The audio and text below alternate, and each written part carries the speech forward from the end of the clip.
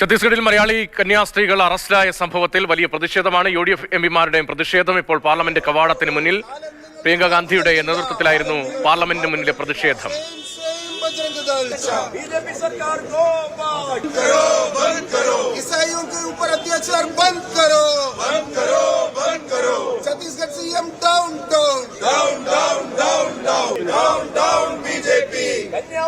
Three ladies with another bunch of ladies, they should not be manhandled and treated like this.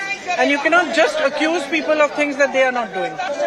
Frankly, the government doesn't take action on anything except their publicity, their PR, and when elections are coming, what face they want to show to the public. They do not take action on anything concrete.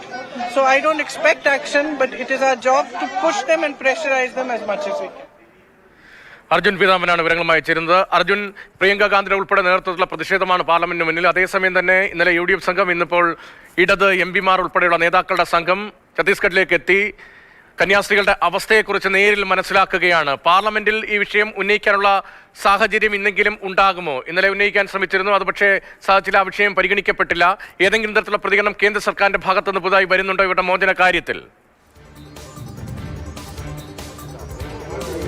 Ratheesh, കേന്ദ്ര സർക്കാരിന്റെ ഭാഗത്തു നിന്നും ഇതുവരെയും ഒരു പ്രതികരണവും ഉണ്ടായിട്ടില്ല. ഇന്നും പാർലമെന്റിൽ ഈ വിഷയം ഉന്നയിക്കാൻ വേണ്ടിയിട്ടുള്ള ശ്രമങ്ങൾ നടക്കുന്നുണ്ട്. പ്രത്യേകിച്ചും ബെന്നി ബെഹനാൻ MP ആണ്. അദ്ദേഹം ലോക്സഭയിൽ അടിയന്തര പ്രമേയത്തിന് നോട്ടീസ് നൽകിയിട്ടുണ്ട്. പക്ഷേ അത് പരിഗണിക്കുമോ എന്നുള്ള കാര്യത്തിൽ ഇപ്പോഴും ഒരു സ്ഥിരീകരണമില്ല. കാരണം സമാനമായി ഇന്നലെയും അതിനു മുൻപത്തെ ദിവസവും അടിയന്തര പ്രമേയ നോട്ടീസുകൾ ലോക്സഭയിലും രാജ്യസഭയിലും നൽകപ്പെട്ടിരുന്നു. പക്ഷേ എല്ലാം തന്നെ തള്ളുകയാണ് ചെയ്തത്. അതായത് ചർച്ചയ്ക്കെടുക്കാൻ പോലും കേന്ദ്ര സർക്കാർ തയ്യാറായിരുന്നില്ല.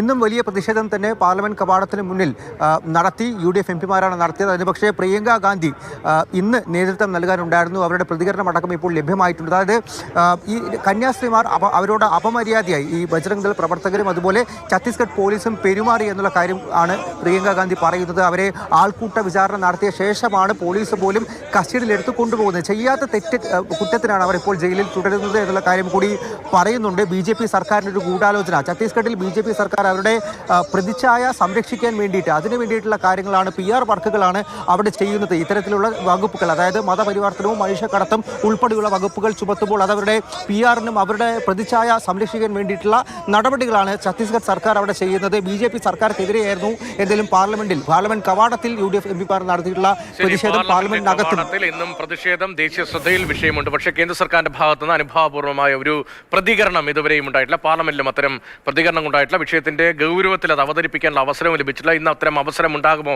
എന്താണ് ഇനി അറിയേണ്ടത്. അതേസമയം തന്നെ നിർബന്ധിത മതപരിവർത്തനമോ മനുഷ്യക്കടത്തോ ഇവർ നടത്തിയിട്ടില്ല എന്നാണ് സംസ്ഥാന BJP പ്രസിഡന്റ് ഉൾപ്പെടെ പറയുന്നത്. അങ്ങനെയെങ്കിൽ എന്ത് ഇടപെടലാണ് അവരുടെ ഭാഗത്തു നിന്നും ഉണ്ടാകാൻ പോകുന്നത് എന്ന ചോദ്യവും നിലനിൽക്കുകയാണ്.